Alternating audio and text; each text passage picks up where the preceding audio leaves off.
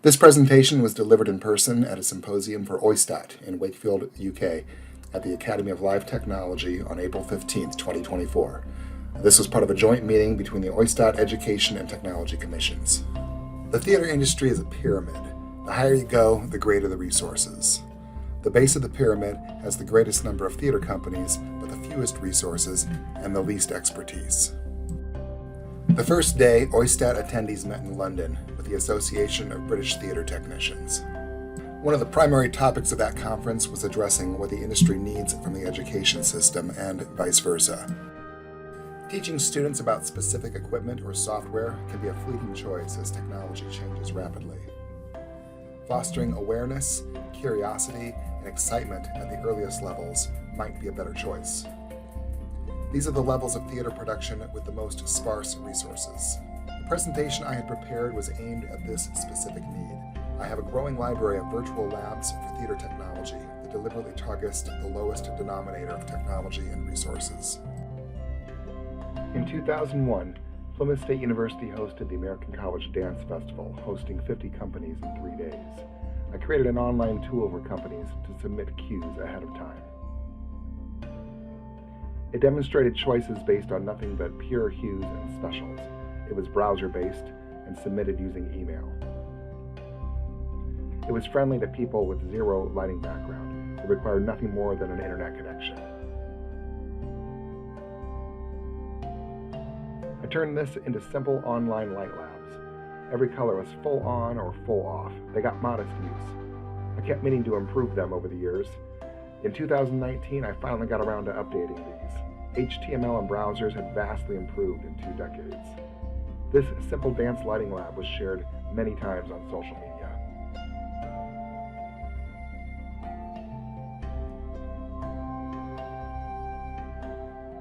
Next, I made this color lab. It allows simple 3-color mixing on a white floor.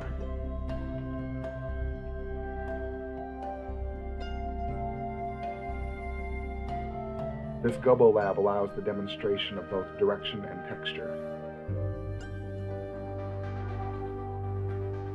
These all work easily within a browser, and many teachers use them to demonstrate basic principles of lighting from within the classroom. This is the drama machine. It randomly generates production circumstances that can be used for discussion of projects.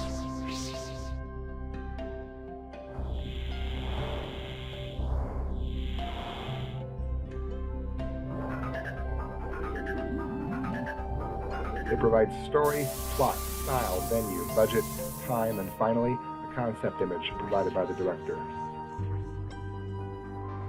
It includes simple explanations of concepts on demand using the What Is button. Spring 2020. COVID shuts down everything. Everything was about to go online. I sought to be helpful. I posted an article listing my resources. These included my labs and the articles on my site. School systems and groups of educators everywhere were creating lists of web resources for teachers in all fields. For theater design and technology, there weren't very many. My website went from having maybe 200 users in a day to more like 30 or 40,000. It was a little weird. I was contacted by many instructors with feedback. The most important things I learned in this period was that instructors loved my resources because learning to use them was almost instantaneous, the students enjoyed using them, they did not require any sort of installation. They worked reliably on the simplest Chromebooks and inexpensive laptops. They were easily understood by teachers with backgrounds in English or music with no technical theater. We originally thought we were shutting down for 2 weeks, then it became months. I started getting requests for features from instructors. It would be great if there were more lights. Is it possible to record cues? Could there be scenery? I had nowhere else to be, so I hunkered down and started coding. I built a virtual lightboard that runs in a browser. It teaches the concept of cueing and does not imitate any real equipment. Cue Builder emulates a lighting console in a theater. You're looking at a virtual lighting console and a dark stage. There are 47 different channels that you can control on the light board. Begin by selecting a channel. Now click Edit Channels. This opens the editing palette. You can mix almost any color that you like for that light. Use the fader to adjust the brightness. You can put a gobo into most of the lights. You can also choose from hundreds of color filters that match real-world filters. Each filter has photometric data that shows how it affects light. If you feel like the editing palette is in your way, you can move it to one side or the other. Choose multiple channels to edit at once. You can also choose entire groups of channels.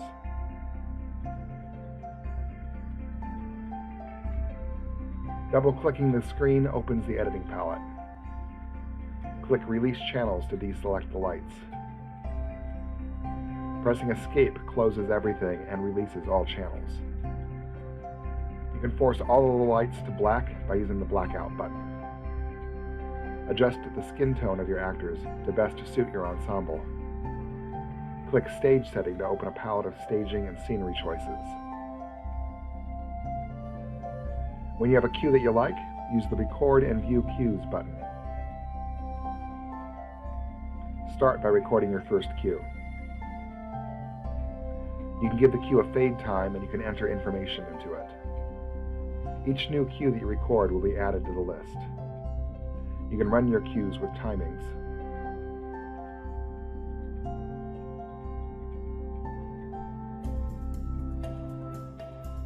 When you are ready, you can deliver your cues by email. You have the option to enter a second email address and notes. The cues arrive as an email with an attachment and a link. Either the link or the attachment will play the cues so long as you have an internet connection. This is not everything there is to say about this lab, but it will get you going. There's a help button and everything is labeled with friendly icons.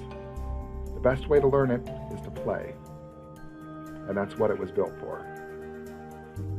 I've added features since this was first released. These include more settings, image capturing, and ready-made design project. Here's a student project one instructor sent me. The assignment includes a piece of royalty-free music on the site.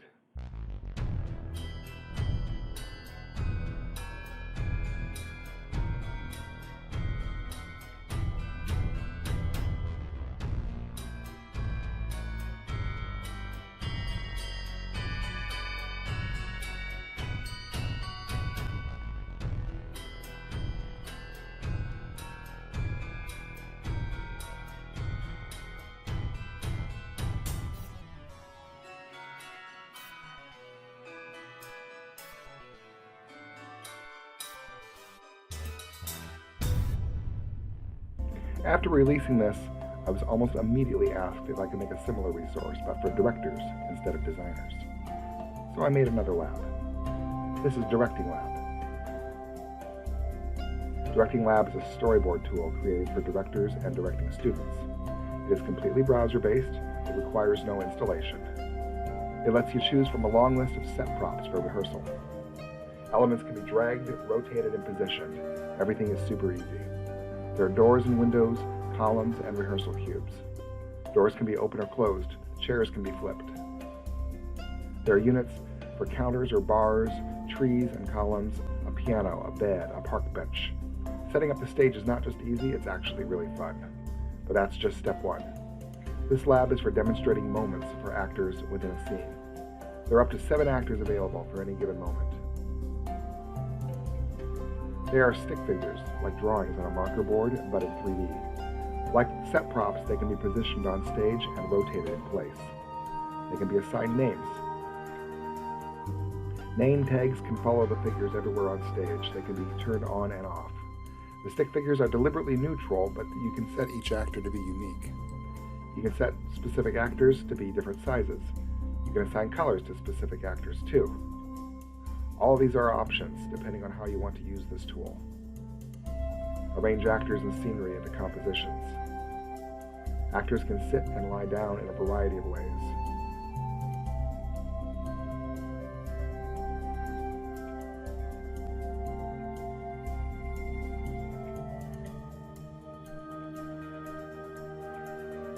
When you have a moment set like you want it, capture it. Capturing a moment records the position of everything on stage. It also creates a still image of the moment. All this information is added to the storyboard. The storyboard lets you browse through moments that you have saved. You can change the order. You can insert new moments in between panels. You can delete panels. Casually scroll through captured moments.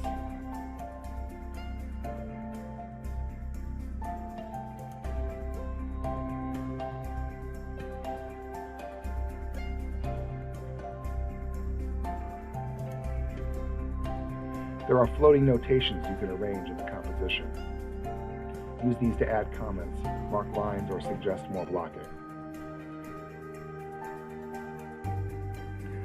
I am the head of a full academic program, and I knew there maybe wasn't enough online for actors during COVID, so I made a tool for them too. This is the improv machine. The improv machine generates improvisational acting conditions. It's designed to support online acting sessions and classroom activities equally. Begin by entering names for the participants. Just type them in, or one per line, or with commas or semicolons or copy-paste. The machine will cycle through them in randomly chosen pairs without repeating names. Just click Pick 2 Actors. The machine will create a secret rotation of names and display the first 2. At any time, you can tell it to display the next 2 actors. You can also rotate the actors, keeping one in play and bringing in one new one. The machine generates all kinds of scene parameters too. Set up these parameters before or after actors are chosen. Random scenarios launch creativity. I've added other resources since then, including this interactive quiz on theater venue terms.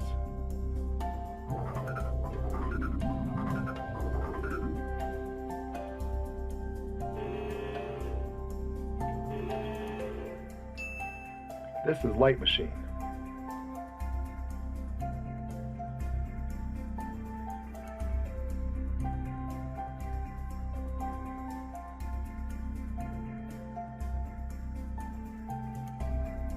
It has 24 gobos, changeable scenery,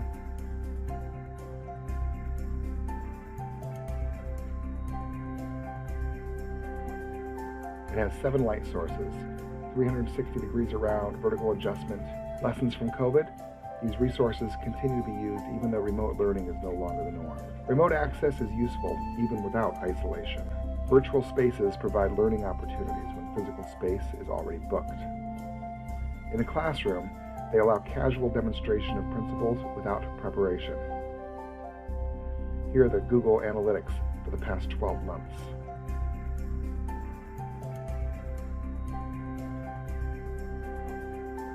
Here's a list of these same users by country.